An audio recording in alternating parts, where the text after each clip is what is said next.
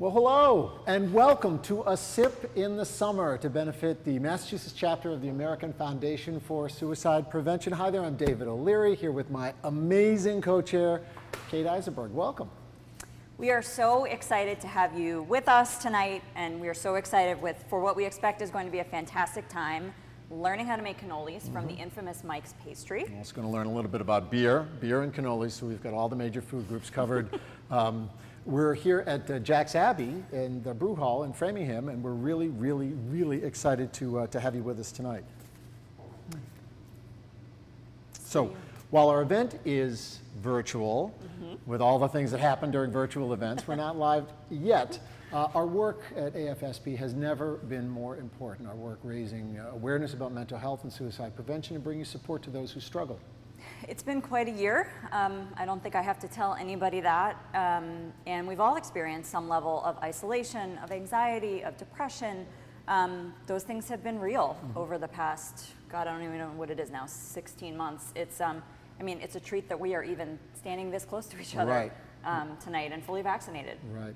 Our Massachusetts chapter of the American Foundation for Suicide Prevention continues to make programs and services available to the entire community, all free of charge, to help those who struggle and those who support them.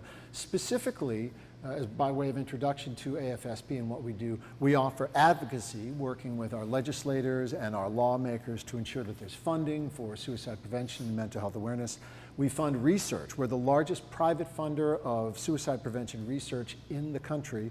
We fund programs, suicide prevention and awareness programs, offered free to schools and to the community. And finally, we offer support to those who are impacted by suicide through our Survivor Network and much more. We thank you so much for being here. By watching and by donating and by bidding on items in the auction, you're making all of those services possible, and we're grateful for it. And before I acknowledge all of our supporters, I just want to say, if you or someone you know is in crisis, obviously this is a fun night, but we're here to support a really important cause. And if you or someone you know is in crisis, please use the number on the screen or text talk to 741-741. I do want to take a moment to acknowledge everybody who got us here, our incredible supporters and sponsors. I'll list them in a second, but I also just want to really acknowledge our event committee for this event. We have such an incredibly dedicated group of people, and we wish that they were all here with us tonight, but alas, virtually, we are sending you hugs. Our Massachusetts staff, especially Jessica Vanderstad, have worked so hard to make this possible. So I just want to name a couple of sponsors, specifically Chris and Adrian Bosch. You can't clap for everybody. It'll take all night. Hold your applause. Hold your applause. In loving memory of John Fish, Mince, Cynthia LaRose at Mince, who is also on our event committee, Flynn Law Group, our event committee, Margaret Thompson, our event committee. I should stop. It's like everybody. Nancy Adams from Mince, Andrea and Joe Finnerty, Dempsey, Lucy and Associates, James and Jane Wilson, Lou Eisenberg and Pete McElroy, Mo and Stacy Cowan, Regina Villa Associates, and Trinity Financial. Thank you so much to all of those sponsors and more. Yeah. We have folks watching from all over tonight, I understand. Yes, because we're virtual, right? We've got folks in Boston, New York, New Jersey, California, DC, and we're really grateful to all of you for coming together in this virtual community. Getting ready for the toast. Beautiful sound. This event, this is actually our 10th year doing this event. It didn't used to look like this, but David, moment to thank you for being with me for 10 years. But we're also just so grateful to our whole, thank you. Our whole community, our virtual and in-person community over time who has been with us throughout this crazy 10 years. So we're gonna toast to that with a little Jack's Abbey in our Sip in the Summer glassware. Cheers. Cheers. And to an amazing co-chair, and to you, and an amazing night. Thank you. Drink up. I love me some this weekend. So we're going Do I have to put this down? No, you don't. We're going to go to the Mike's piece in a second. I want to plug the auction, our incredible auction, which is up and running and has been up and running for a couple of days.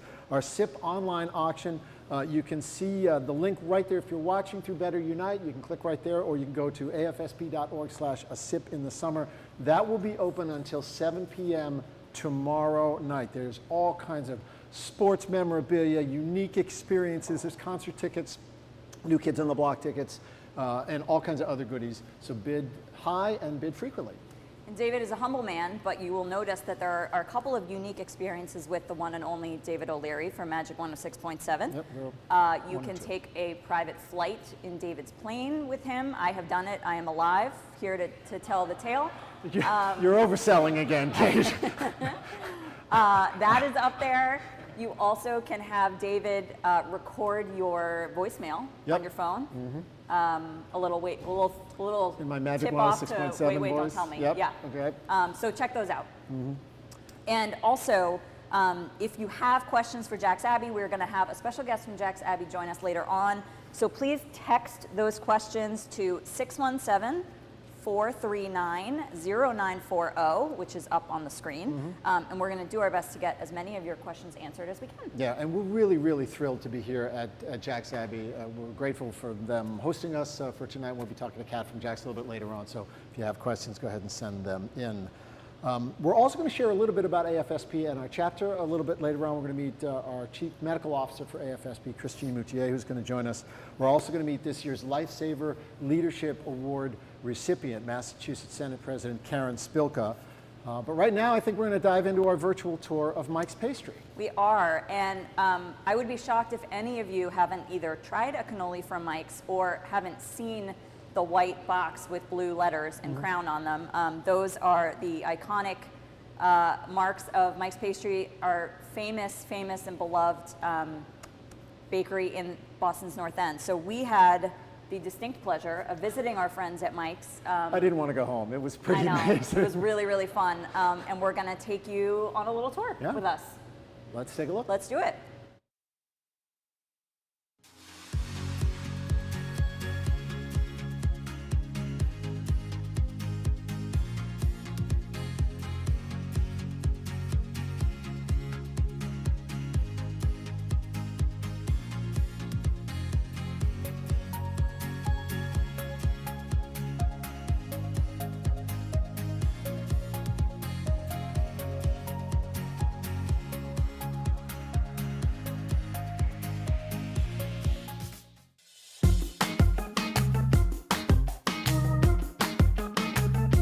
Well, you talk about iconic Boston institutions. They don't get much bigger than Mike's Pastry. That's true, and we're here and we're so excited to get a tour. So this is like on any Friday night, you could see hundreds and hundreds of people just packed in here, lined up down the street, trying to get at all of this sweet and tasty goodness that Mike's creates on a daily basis. It's true, and we're gonna find out from Angelo Papa, the owner, just how it all happens. Yep.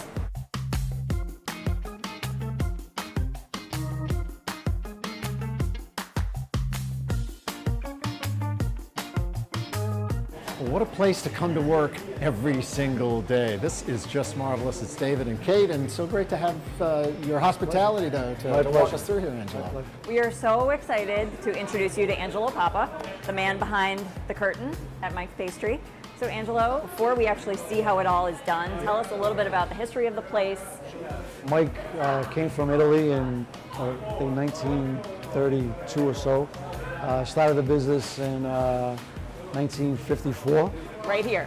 Right here. Well, it was actually across the street till about 1961 or 62, I believe. Bought this building here, and we've been here ever since. What would you say is your most popular item?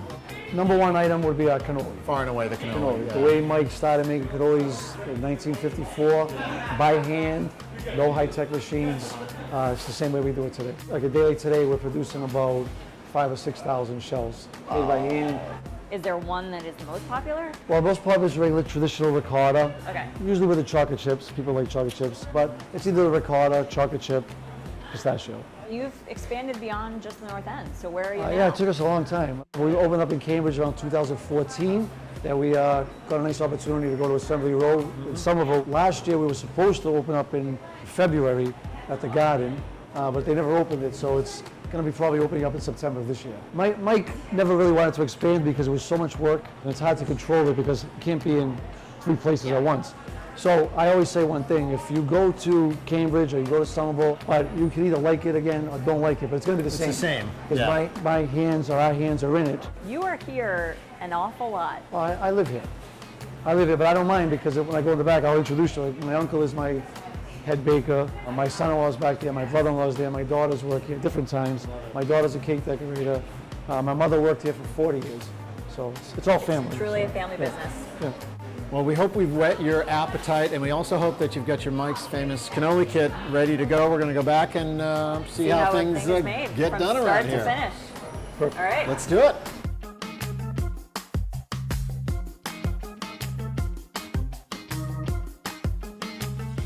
Wow, look at this. We're here. This is amazing. How many people are on the floor right now in midday?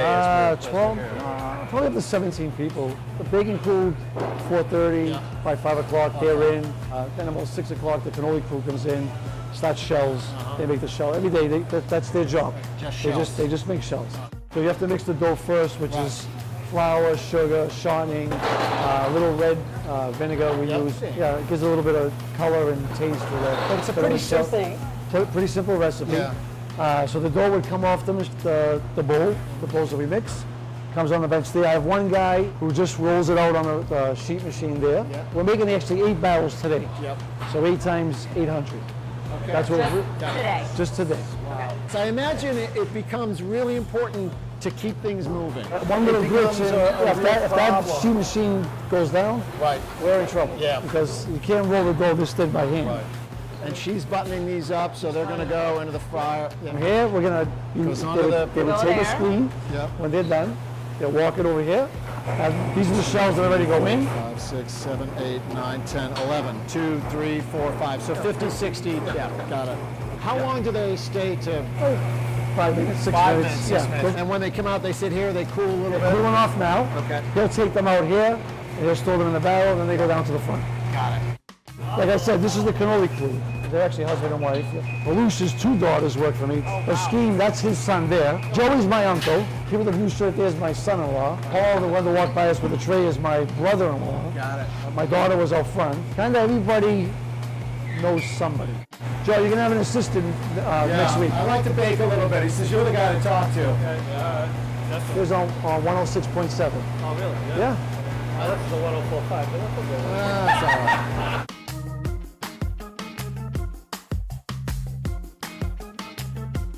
When you eat a cannoli, you just have no idea that this is what happens. Take a lot of pride in the fact that we still do this. Mike did this for so long, and it would kill me to think that we're doing anything different. I just don't want to do it. All right, then we go up Yeah, here. then we come to the finish area. These gentlemen here, they're hired to fill cannolis. The girls come back here and they ask for cannoli. Whatever it is, he makes it. Like some of the shells we drizzle Chocolate Right. here. we drizzle in chocolate These are for to order for the front of the for house. the front. Yeah. So girl somebody walks comes in in, and says, I need want 6 chip. He makes them 6 chip. So can we see how fast you fill one? Yeah.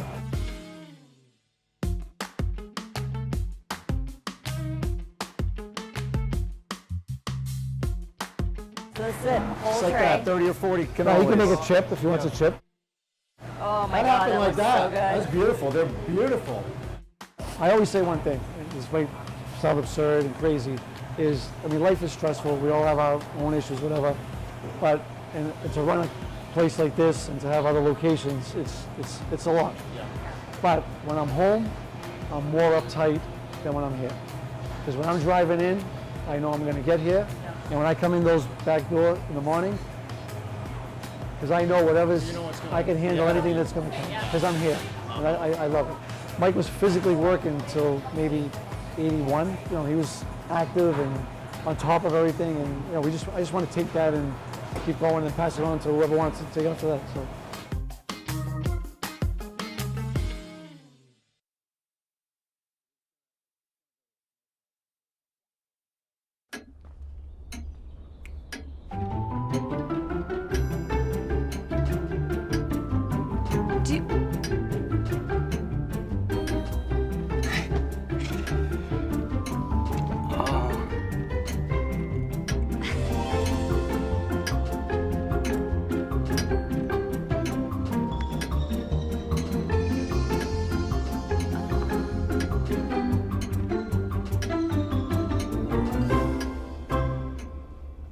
Listen, you're my friend. I noticed you haven't really been yourself recently.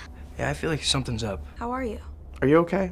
Is there anything you want to talk about? I just want to know how you're feeling. And listen, even if you don't know what to say, I'm here to talk.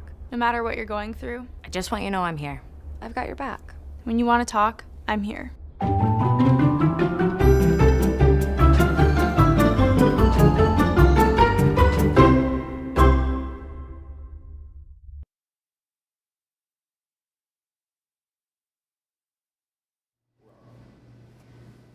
That was so much fun. I have to say, I've never felt more in the way in my life. Oh, in the kitchen at Mike's Yeah. Pastry, yeah. Cannolis going by, Yeah. people stirring. And the people who work there, I mean, you saw them in the video. Many of them have worked there for 20, 30, Yeah. 40 years. There's couples who I know. both work there. So it's really, It it's gives a it's whole family new thing. meaning to working with your spouse. Yeah. Yeah. Anyway, big thanks to Mike's Pastry for hosting us and for the tour. It was really, Thank really you so amazing. much, Angelo Papa, for that tour. It was Yeah. really, really fun. Good stuff.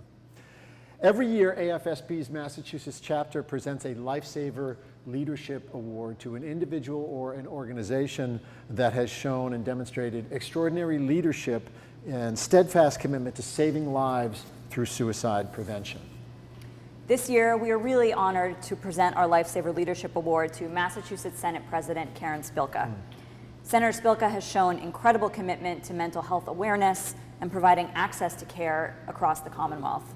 She's a tireless advocate for reducing the stigma surrounding mental health conditions, which, as we know, is a huge part of the battle, and moving toward mental health parity. Her oversight of significant investment in mental health care in our state budget to expand services and to increase the number of available providers as well as access to care in underserved areas has really, really helped to save lives. And she continues to work to integrate mental health and behavioral health into our current healthcare system to create a single continuum of care.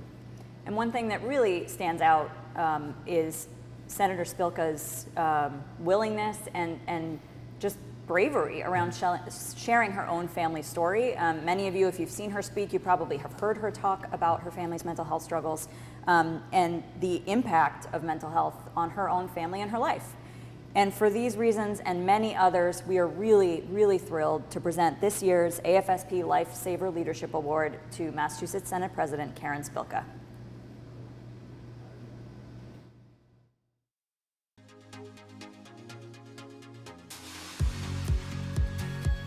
Hi, I'm Senate President Karen Spilka. It is such an honor to join all of you today. Even though we can't be together, the hard work and dedication that you've shown for our residents in need has touched me.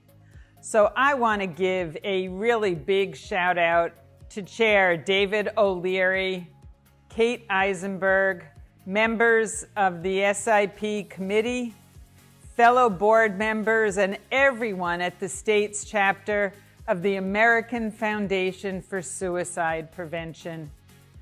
Your terrific leadership and advocacy during this difficult period have meant so much, and I could not be prouder to be part of this year's SIP in the Summer. I am grateful that you've honored me with this year's Lifesaver Leadership Award. Like all of you, expanding access to mental health treatment is a very personal mission of mine, and I truly believe it is the key to preventing the causes of suicide. This past year, the CDC reported a disturbing increase in the number of cases of depression, anxiety, and suicidal thinking. Across Massachusetts, many faced a year of isolation, being away from the people that they love the most out of fear for their safety. None of what we went through is normal. So as we begin to open up, we need to ensure that supports are available to adults and children who need that emotional hand or support. We're tackling this challenge head-on in our Senate budget, including increased investments in the mental health field, along with new funding to support social emotional learning grants for K-12 schools and mental health screenings for the first time for students. This is how we begin to prevent the tragedy of suicide. Giving people the avenues to speak their truths, share their stories of struggle can help save lives. Now is the time to seize the moment and speak with one voice. Let us finally end the stigma around mental health care together. So thank you so much again for honoring me this year and for all that you do for this Commonwealth. Remember to be kind to yourselves, and if you're able, please take care of your mental health too. Wishing you the best to you and your families. Be well.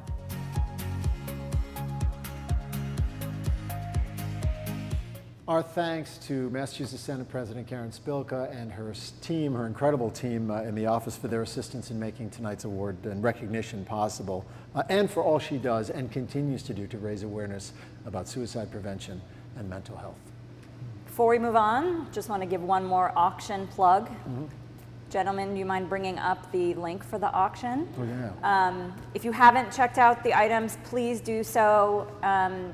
You can visit the link that you see on the screen. And David, I really hope people bid on your items. It's going to get awkward. Donate something to It's going to get awkward by the end of the night. Yeah. All right, these are items with no bids. My magic voicemail. Magic voicemail. We got to get a bid on that.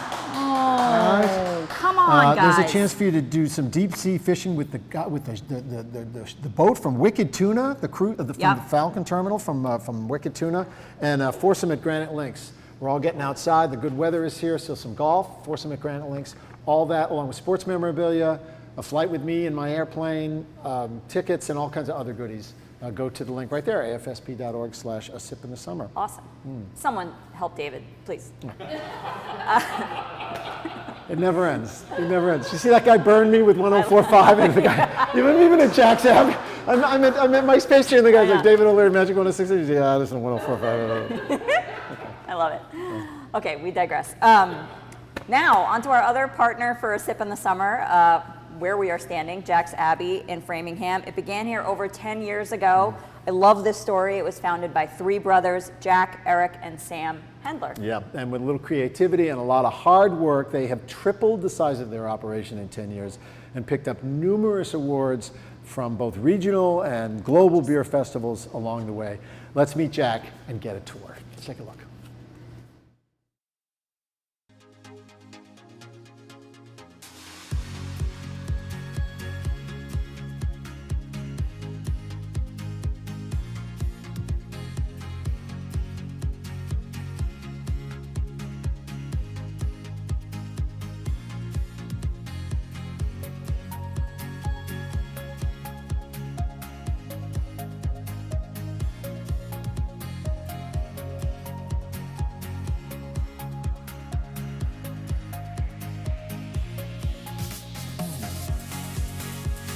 Welcome. We are so excited to be at Jack's Abbey in Framingham today. I'm joined by David O'Leary again and our very own Jack.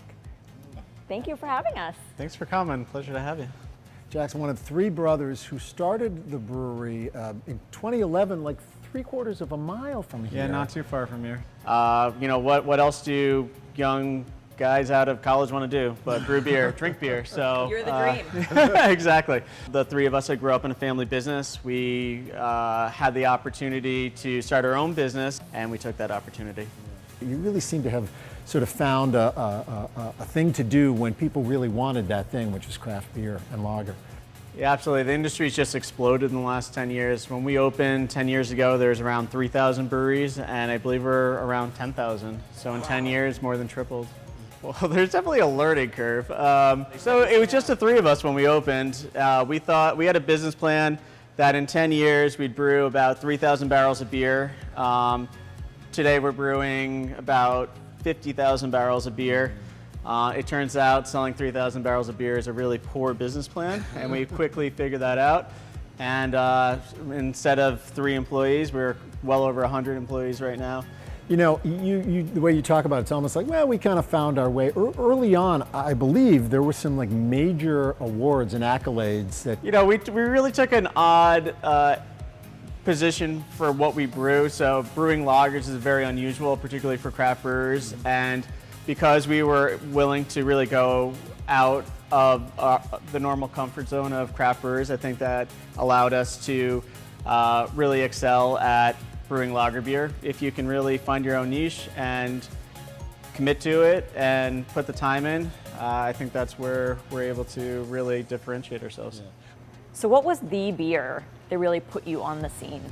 So that was definitely Hoponius Union. That was the 3rd or 4th beer that we ever brewed, and it was a very eccentric style of beer, a style of beer that basically no one brews except for us, that we call an India Pale Lager, and it's a really intensely hopped American style lager, and it's only got defined as a beer style, I think, this past year after 10 years of brewing this style of beer. That really helped us separate a lot of the beers that we were brewing compared to other people. So still one of our most popular beers, although it has been eclipsed by House Lager, which is our golden lager. But between those two, those are our 2 most popular beers. And some of our biggest wins have started on really small projects that started in this room and have been able to been grown out and become a part of our overall production here at the brewery, versus things that we've tried to go all in, send all this beer out. But we didn't ask if people liked it first. We thought they would like it. So really important to know your customer, be part of the community, talk to people, and make sure that they're appreciative of what you're trying to create. That's a perfect segue to talking about your role in the community, because I mean, part of the reason we're here is you've been wonderful supporters of AFSP, but you've also been a huge community advocate and you know, involved in the community since day one. Can you talk a little bit about what that means to the business and what that has looked like over the years? You know, I guess, you know, it's funny hearing like that assessment, but we always just, that's what you do. If you're part of the community, you're part of the community. And if you expect something from the community, you have to be willing to give back to the community. So we always see it as a give and take. And for everything we've gotten, you know, our success is because of everyone coming to the brewery. And we just feel we have to give back to make sure that that partnership's there. So the whole beer community is very collaborative. There's the Mass Brewers Guilds. My brother happens to be president of that organization. I'm president of the Master Brewers Association of New England. So both of us are very involved with getting other breweries both brew great beer and figure out the business end of owning a brewery in Massachusetts. Well, we're here in the front of the house where the beer is served, families and people enjoy it, and in the back of the house is where it's all made. So I think we're going to go take a look and see how some of this is put together.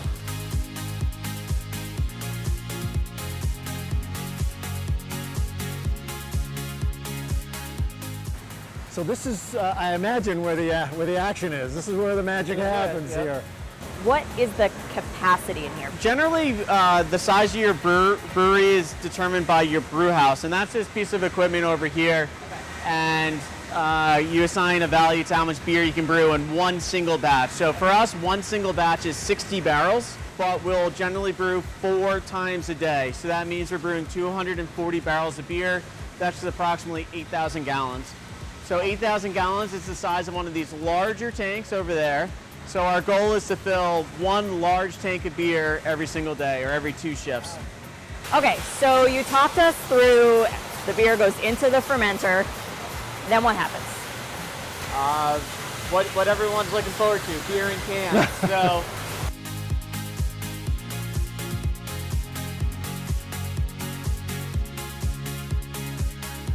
as we look around, all I see are pallets and pallets and pallets of cans, either empty, ready to be filled, or filled and ready to go out. we have a few million cans on site at any given time to make sure that we don't run out. The issue with cans is that in order to get a printed can, you have to buy 200,000 of them. And so if say you have 10 different brands and they come in 12 and 16 ounce, Now you need 20 truckloads, so you're talking about 4 million cans. Versus glass, you can have one truck of glass on site and stick a different label on. Got it. So there's pros and cons to both, but we dedicate about 15,000 square feet of storage space for our cans, which we would need maybe 1,000 square feet of storage space for glass. So, You know, just standing here, listening to this thing going behind us, looking at all these cans, I'm trying to imagine you and your two brothers and your family 15, 12, whenever years ago when you were sort of planning this thing. It's really amazing, Jack. it's tough to step back at times and think about it, but yeah, when you do have that opportunity, it's pretty cool what is built here and the team we built and everything that goes into making beer here. So yeah, definitely way different than we anticipated, Right. but here we are. And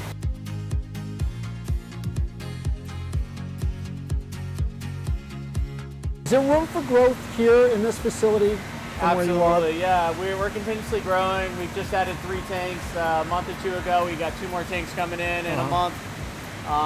This brew house can brew a lot more beer than we currently brew on it. And we're working on a brew house expansion right now. And yeah, we're just continuing to grow in Framingham here. So we have about 130,000 square feet, which seemed crazy a few years ago, but now we're starting to actually fill it in. Yeah. And we'll hopefully be wrapping up some of our construction projects in the next month or 2. We are both huge fans of your beer, so this was really a treat to actually meet you and see how it's made. And we're so grateful for the time you spent with us and the tour and everything.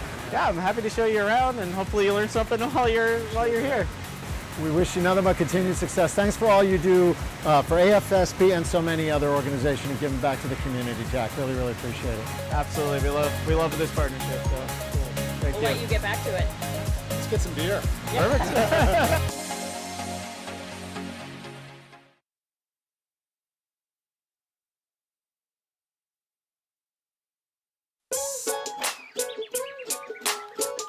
One of the things you can look for in your friends is a change in behavior. These can be big changes, they can be small changes in mood, physical appearance. They may be sleeping less or sleeping more, drinking more, or their eating patterns may be different. One big change that can be pretty obvious is change in motivation. Do they no longer want to play basketball? Do they no longer want to play video games?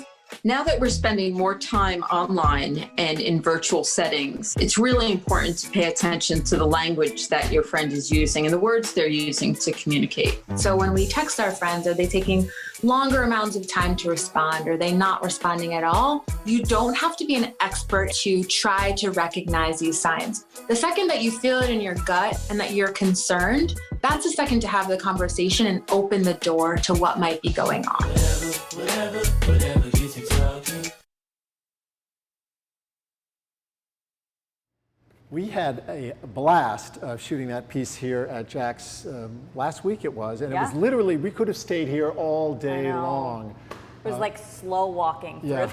Do we have to go? Yeah, it really was. They've been incredible members of the community and just great neighbors in general, and their beer is pretty good too. Big thanks to Jack and the entire team at Jack's Abbey for their partnership for tonight's event. We really, really appreciate the time and the tour.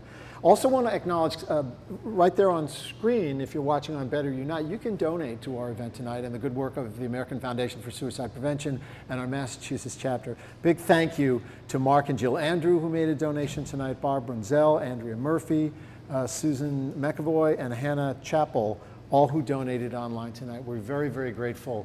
You're making possible so much of the work that we do, not just tonight, but year-round here at Massachusetts chapter of AFSP. And a little more about AFSP. So we said a little at the top, but AFSP is a national organization. We've got chapters in all 50 states. But the Massachusetts chapter is actually the oldest in the country. And just to sort of explain why David and I are here and our own involvement with the organization, I have been involved, a couple decades. My family Not has an been exaggeration. No, I know.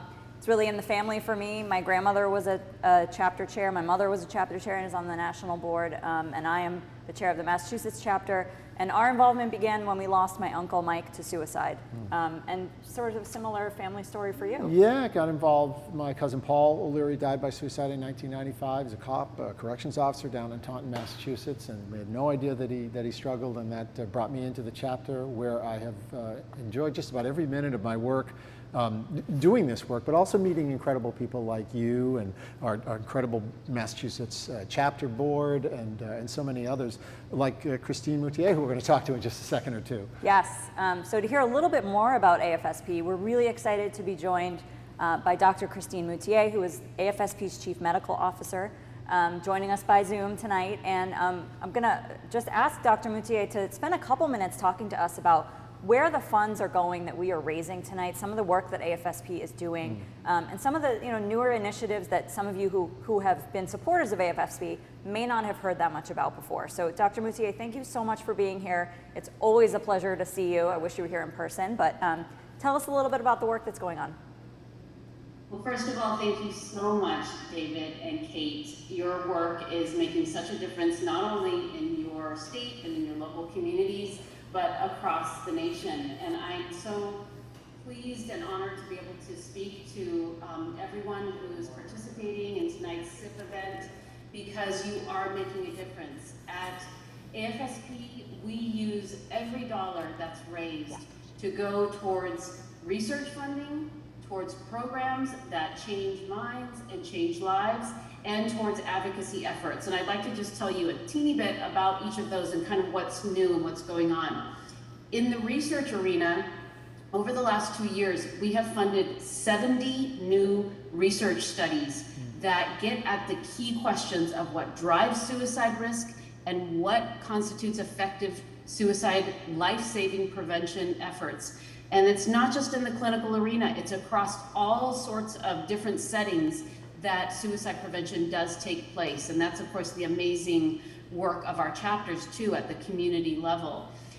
AFSP has a commitment to diversity, and that is taking shape in a number of different ways. In our Research Grants program, we have made diversity and technology 2 new priority areas, in addition to an emphasis on research that relates to the experience of suicide loss and healing.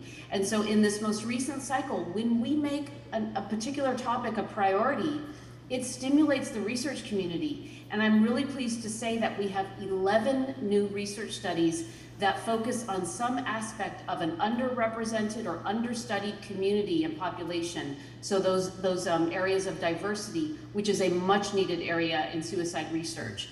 In the technology area, we have 5 new research studies, and that's of course a way to scale and reach more people with life-saving efforts. In our programs area, we have been listening to you all and really trying to understand, in addition to our current programming, which is education in schools, in faith communities, and in clinical settings, but what else is going on? And so we have developed actually and launched 5 new programs during the pandemic in response to what you all have told us about. 2 of those are for children and teens. One is our Gizmo program, which is in partnership, that is for elementary age kids to learn about their own mental health and how to turn to a trusted adult. We have a new teen program that is very exciting because it combines evidence-based information with influencers delivering the message. People like Billie Eilish are included in that program. And then in the workplace arena, there is a lot going on. So our work with the interactive screening program is getting implemented in some new large corporations for their workforce and for their families, as well as some really innovative things, like for the entire state of South Carolina and all of the residents who live there, for an entire city in the state of New York. So these are innovative ways that people can connect and start working through their own distress in a way that's entirely confidential. That's our interactive screening program, and importantly, be linked to help. And lastly, what I want to share is that in our advocacy area, there is so much going on. Because of COVID, the public spoke out, and Congress and many policymakers are ready to not only make decisions related to mental health policy and suicide prevention, but to appropriate funding. And so we have been very busy on the Hill and at the state level our chapters, like this one, have put on 50 state suicide prevention days at the state level of advocacy. So all of this is amounting to life-saving culture change and access to resources. So that's just a little snippet, but yeah, thanks for letting me kind of dip into some of that. Yeah. Christine, you mentioned the pandemic. It has affected all of us in ways large and small. Something I bet you've been asked before, I get asked it all the time, have suicide rates gone up during the pandemic? What we know so far is that during 2020, the CDC has told us that the preliminary numbers for the total number of suicides in the US, which don't tell us state by state, and they don't tell us age or race, ethnicity, demographic breakdown yet. But overall, the number of suicides actually decreased during 2020 by 5.6% compared with 2019. So that is obviously really good news, but it doesn't mean we're out of the woods, because many of us have been sort of surviving and girding ourselves, and some of the impacts of trauma and distress will still manifest later. And we also are concerned about particular populations like young people and like certain racial ethnicity groups. So we will learn more about those rates as time goes on. And one thing you just picked up on, Dr. Moutier, was actually a question that we received for you, which is, what can parents do to protect our children's mental health? And I think during this time, that has really, it is so heightened right now. So what, I'm sure you were asked this constantly, what's the advice that you do give to parents? Oh, believe me, it's so important, and I'm living it too. So I think, remember, first and foremost, we set a tone in our family and in our households. So taking care of our own well-being actually matters during this time. And I know it's not the easiest thing, but that's step number one. And then I think step number two is to open up dialogue on a regular basis. You have to say the things that are on your mind that you think they know, but they don't know. So tell them that no matter what challenge they face, that you are there for them, and that other people and resources are there for them. Essentially, the message is there is no challenge too big for this family to tackle together. And by opening up that safe dialogue, they might not want to talk to you now, but later they will open up, and you have to be ready to kind of open up your active listening skills and pay attention when they start talking about how they're doing. And of course, be very attuned if there are changes in their sleep, energy, appetite. Lean on the team of people around them, like their teachers, coaches, mentors, youth leaders, their pediatrician. And if you're concerned, it's a time when I personally will actually reach out to all of them and say, hey, what are you seeing? Can you reach out to so-and-so and really offer them some extra support? And if needed, of course, take them in to see a mental health professional if you're really worried. Dr. Christine Moutier is the Chief Medical Officer for the American Foundation for Suicide Prevention. We're so grateful to have you kind of drop in and zoom in and chat with us a little bit tonight and remind us what we're doing here, what all of this is about, which is raising money to make some of this work possible for all of us. So I'm constantly reinvigorated when I hear you talk, Christine. It reminds us of the work that we're doing and why we're doing it, and some of the work that's happening that's being driven out of national and sort of filtering down to all the chapters. So thank you so much for being here. It really, really, I don't know, it got me excited. So thank you. Thank you so much, and to each and every one of you. We are so grateful to be in this together. Thank you. Thank you. We hope to see you soon in person, though, next time. Yes, okay, yes, hopefully indeed. soon. All right. The next step. All right. Dr. Bye. Christine Moutier, thank you. So coming up, we're going to find a little bit more out about beer with Kat Leggett from Jack's Abbey, who's going to join us, plus our awesome cannoli demo from Mike's Pastry. That is coming up next, so stay with us.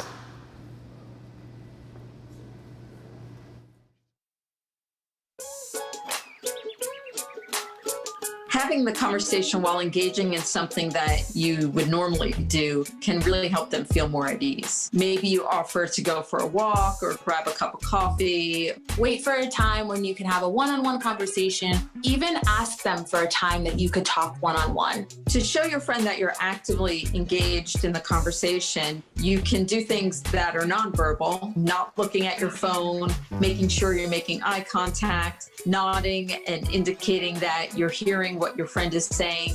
When having a difficult conversation, it's really important to refrain from any judgment. Try to understand what's going on from their perspective rather than imposing our perspective on what they're going through. We all have mental health, just like we have physical health. There really should be nothing awkward about having a conversation about mental health. Whatever gets you talking.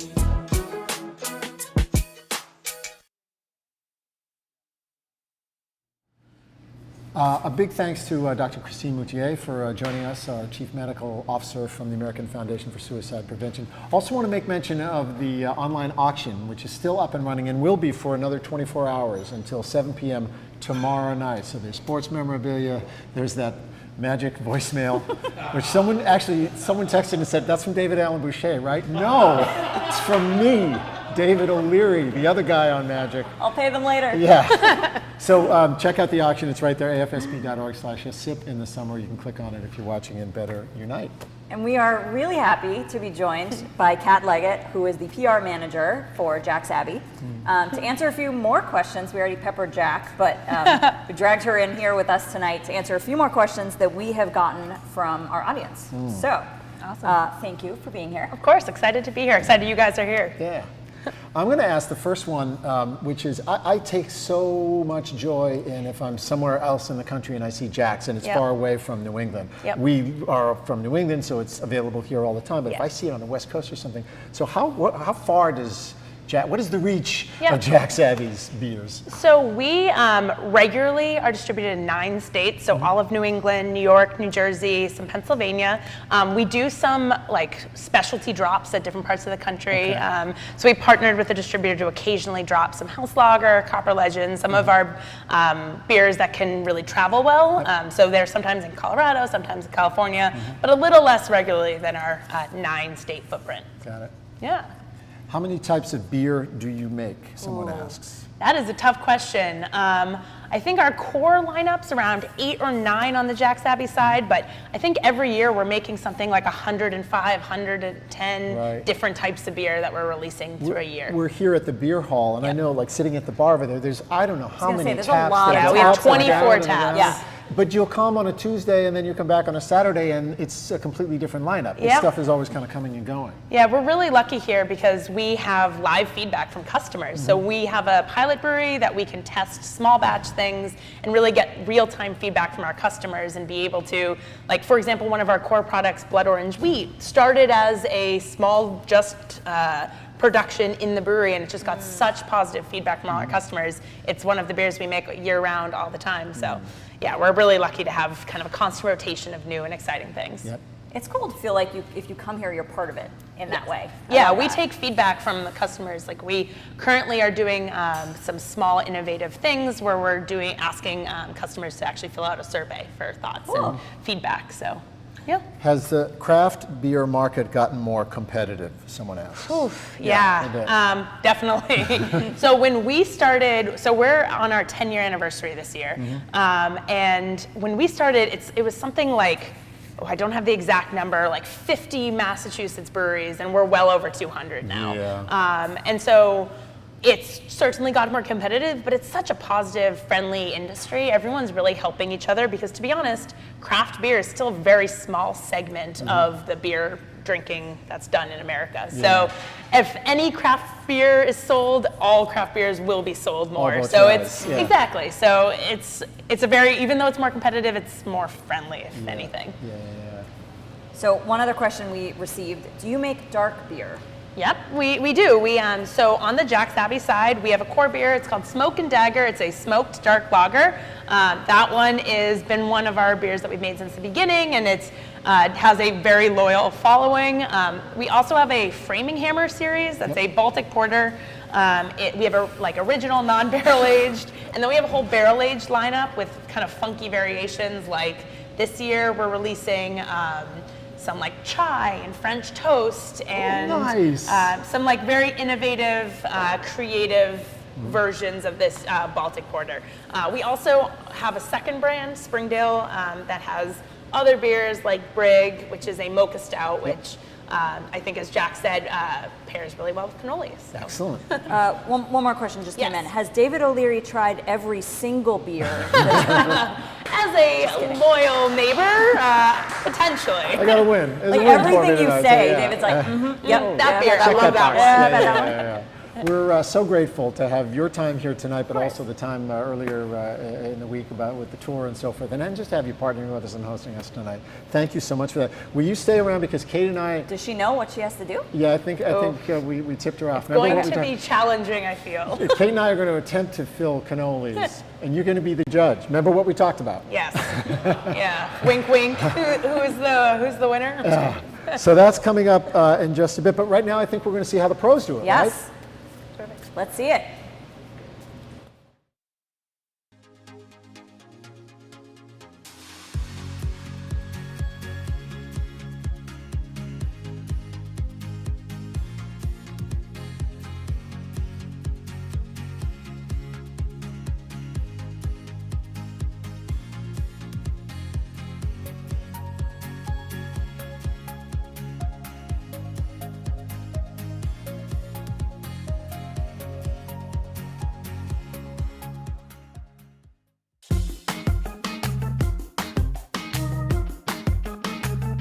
And this is it. So you have your cannoli shells, you have the filling, which this was ricotta. We can substitute other fillings, but mainly the ricotta. Inside it, we give you the pistachios, if you choose, or chocolate chips. And then you can top them off at the end with a little powdered sugar, unless you have a can yourself at home. You would just take the bag. So now you imagine yourself standing back there. Yeah, everything that we did, you have like everything he did, you have right there. So here's your pastry bag. Just cut it a little bit off the top, just to fit in the shell. You would, take the shell. I like to stick it in and fill it, and see that it's full. Go to the other side, fill it in. I put an apron on. I put a little powdered sugar on my nose. I like to make it look like I'm really, busy All about before the drama. I do. Yes. All about the drama. It's a whole show. If there's no effort in doing it, it won't taste as good. There's a little flip he does at the end, right? Yeah. He stuffs them good. Yeah. He stuffs them good. People will get their money's worth. Because the ones that are made by hand are way bigger than, conventional ones. It's nice that comes in the bag, so you're not like, the worst part when I try to do one of these is like putting the filling in the bag, and then I'm like, it's a mess before I even start. Oh, Mussarella. Oh, look at that. Very nice. With a little flair. Does it with style. Very nice, Curtis. That's outstanding. Just like that. That's it. Nice and fresh, all set. They'll stay crunchy. As long as you don't fill them and let them sit, the shell will stay nice and crunchy. My house, there would be no cannolis going back in the box. They'd all get prepared. Yeah. They'd all get eaten. Yeah, that's okay. Yeah.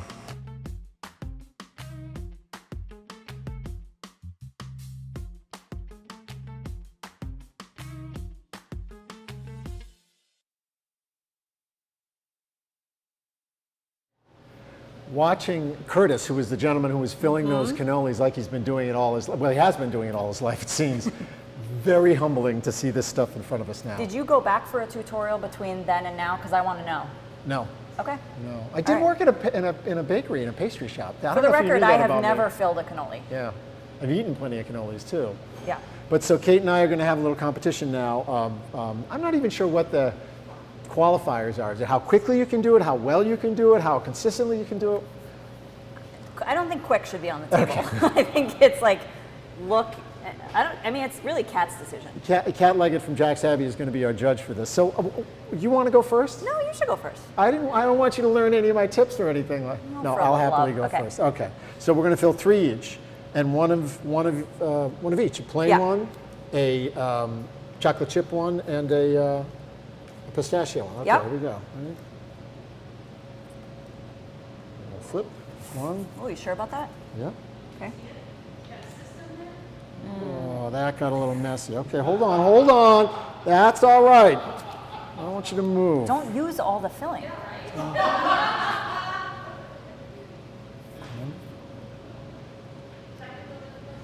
Two. Performance issues? No. Never. They let you say that on Magic? So there's that. Put that right down there for Okay. you. Okay. And then we're gonna. Oh! That was bad. Yeah, you got to own that now. Yeah. Okay. Oh. Well, and he saves it. Okay. All right.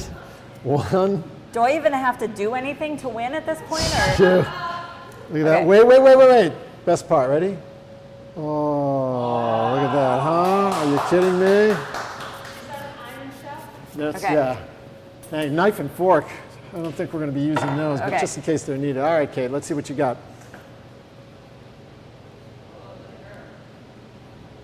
Okay, consistency is good.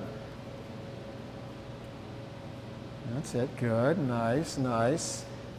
Uno. Yeah, good. Get all that stuff in front. Okay. Are you the cook in your family? Oh, God, no. My wife is laughing was her emphatic. head off at that question. Ooh, see? Why are you talking to me? What? That was that strategic? Okay. Here we go. It's my time to shine.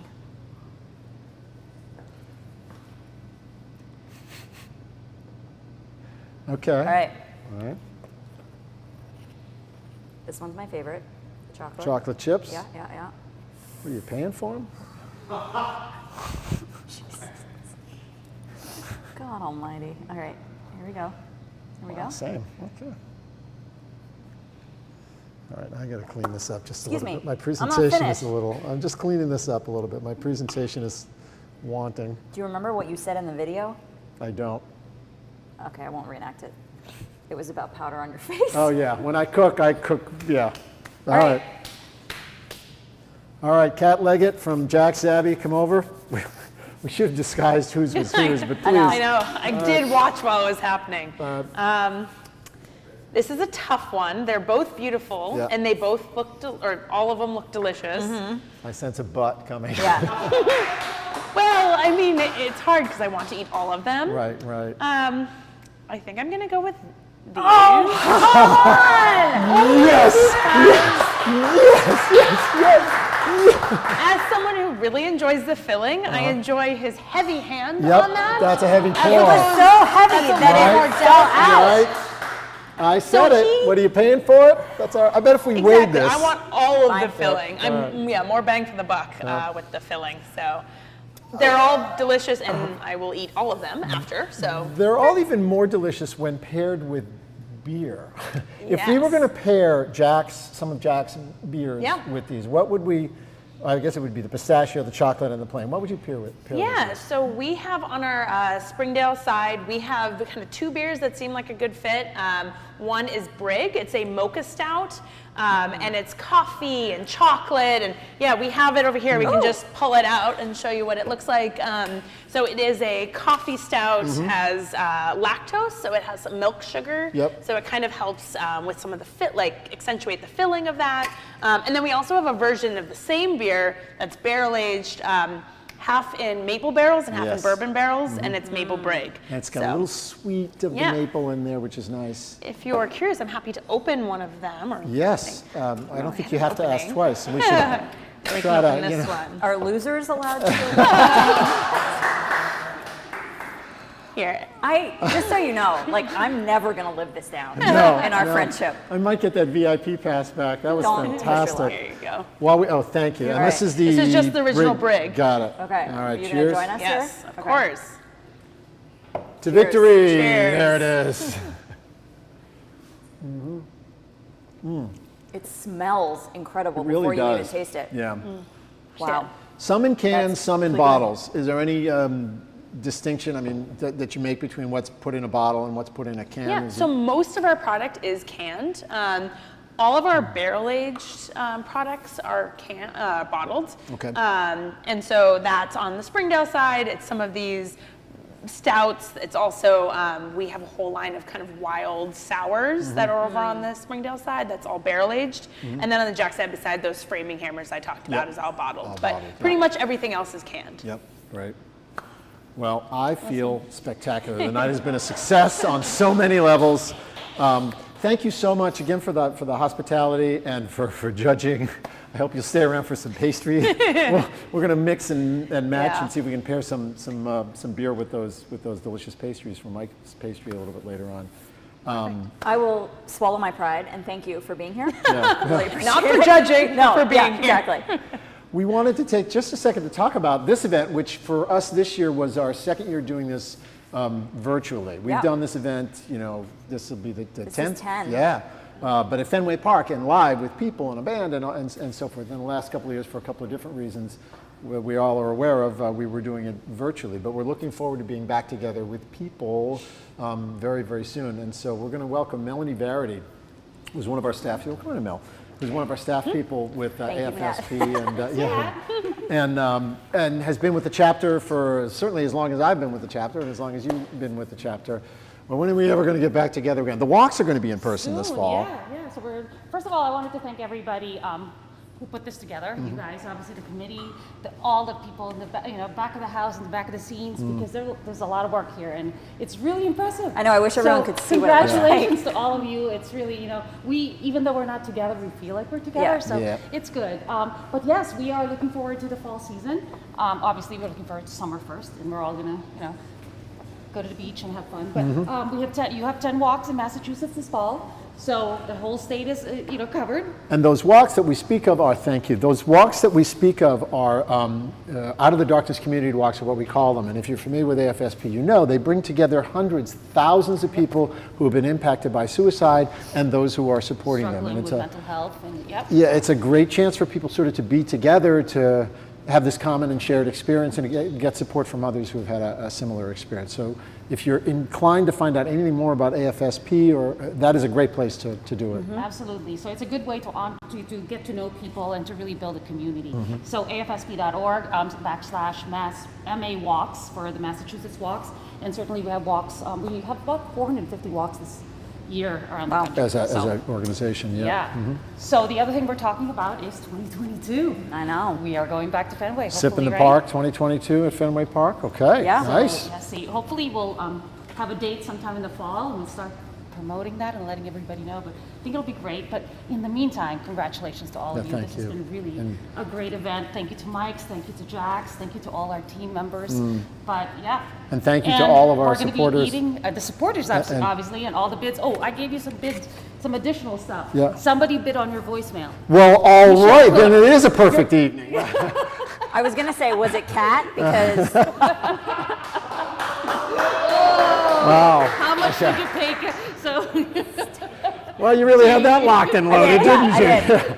I did. The auction is open. All right, thanks, Thank Mel. you. Thanks for all you do. The auction continues and will be open until really 24 hours from right now, tomorrow night at 7 p.m. There's this ladies' watch. There's a Wicked Tuna trip. There's golf. There's sports memorabilia. There's a flight with me. There's all kinds of other goodies. A champagne brunch in Manchester by the Sea, which looks unbelievable. Jewelry and much, much more.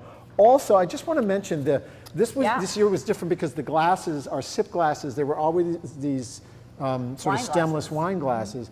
This year it's a little bit different. The glasses are for sale. So if you're watching on Better Unite, you can click on Shop Now and buy a set or a couple or a set of these Sip in the Summer glasses. They're very fun. Yep. I have to say, I love it. Yeah. And they also go well with cannolis. They do. Everything does. So. Yeah. Kate, great job. Congratulations and thank you. David. Yeah. Thank you, everybody, for being here with us, sticking with us this year through all of it. I have to say, it was really fun. Yeah. Yeah. It was all that. A lot of work and, not the event we expected. It was better. So thank you for watching. Thank you for supporting us. Don't forget the auction open until tomorrow night. And one more little thank you to Media Boss, who we literally could not have done this without. I say little thank you, but it's a really enormous thank you. God. They ordered me around all night, but it was for a very good cause. Yeah, no, they were great. Aaron, Ian, Paul, and their intern Doug were just incredible. great people and doing so much for the community as Jax and Mike's Pastry are. So thanks to Media Boss for that. Thank you, everybody. Cheers. Thanks for watching. Good night. Good night. Nice. The winning cannolis, ladies and gentlemen. The American Foundation for Suicide Prevention's mission is to save lives and bring hope to those affected by suicide. This year, AFSP chapters across the country are hosting activities for you to safely connect, support one another, and share stories and life-saving resources. By joining an Out of the Darkness experience, you can show people that we are strong, resilient, and hopeful. Learn more about the Out of the Darkness experiences at afsp.org/fightsuicide.